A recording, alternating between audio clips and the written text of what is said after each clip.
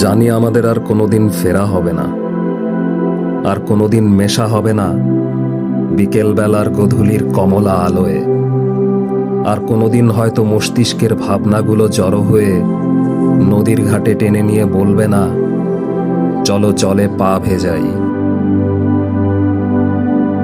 অরুণিমা, তুমি কি সূর্যাস্তের সবগুলো রং নিয়ে চলে গেছো বহুদূরে? অরুণিমা, তুমি কি আমার কথাগুলো এখনো শুনতে পাও? জানো, আজ আবার বসন্ত এসেছে। বাসন্তী শাড়িতে তুমি হয়তো ঘুরে বেড়াচ্ছ নদীর পাড়ের কাশবনের ওই শেষ সীমানায়, যেখানে একদিন সবকিছু বিকেলের কমলা রোদে মায়াময় হয়েছিল। হঠাৎ বিছানা ছেড়ে জানালার পাশে গিয়ে আকাশের দিকে তাকাই। ওখানেও আজ কমলা রং নেই, আছে শুধু শূন্যতা আর বিষণ্ণতা।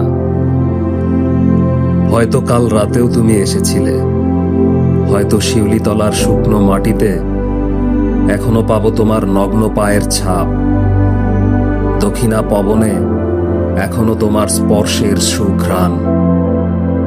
অরুণিমা, তবে কি তুমি সেই দিনের মতো এখনো আমার অপেক্ষায় থাকো? এখনো কি সেদিনের মতোই চোখে কাজল টেনেছ?